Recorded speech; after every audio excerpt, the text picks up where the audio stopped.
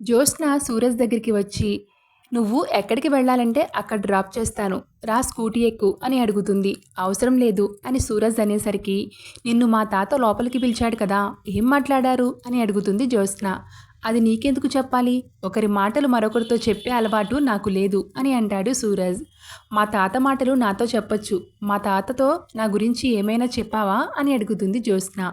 సూరజ్ ఏం మాట్లాడకుండానే తను బుక్ చేసిన బైక్ రావడంతో దాని మీద వెళ్ళిపోతాడు. సమాధానం చెప్పకుండా వెళ్ళిపోయినందుకు సూరజ్ని తిట్టుకుంటూ ఉంటుంది జ్యోత్స్న. ఇంతలో అప్పుడే అక్కడికి వచ్చిన దీప, ఎవరిని తిడుతున్నావు అంటుంది. నీ అడ్వైజర్ సూరజ్ని అని అంటుంది జ్యోత్స్న.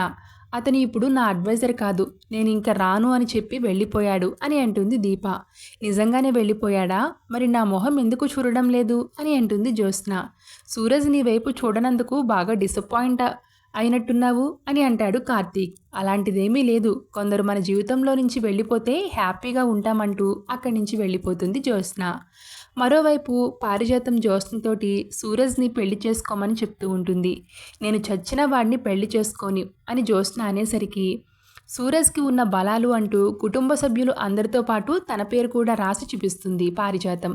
నీ పేరు ఎందుకు అక్కడ రాశావు అని జ్యోత్స్న అడిగేసరికి, నేను కూడా పార్టీ మార్చేశాను అని అంటుంది పారిజాతం.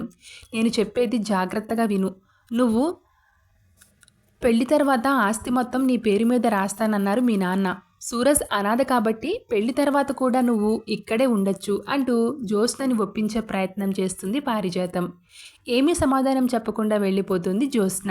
మరోవైపు సూరజ్తో నీ పెళ్లి గురించి మాట్లాడబోతున్నాం అని చెప్తారు దశరథ్ సుమిత్ర. నాకు ఇష్టం లేదు అని అంటుంది జ్యోత్స్న. నీ ఇష్టంతో మాకు అనవసరం, నీ ఇష్టం మీద నీకే క్లారిటీ లేదు, నీకేం కావాలో నీకే తెలియదు, నీకు కేవలం ఇన్ఫర్మేషన్ మాత్రమే ఇస్తున్నాము అని అంటారు జ్యోత్స్న తల్లిదండ్రులు. అంతలోనే కార్తీక్ వచ్చి వీరునామా తీసుకుని అక్కడికి వస్తాడు. దాంట్లో ఏముందో చదవమంటాడు దశరథ్. సూరజ్ జ్యోత్స్న మెడలో తాళి కట్టిన తరువాత ఆస్తి మొత్తం జ్యోత్స్నకు దక్కుతుంది అని అంటాడు కార్తీక్. అదేంటి, వీరునామా వేరుగా ఉండాలి కదా అని పారిజాతం అని, నేనే మార్చి రాయించాను అని అంటాడు దశరథ.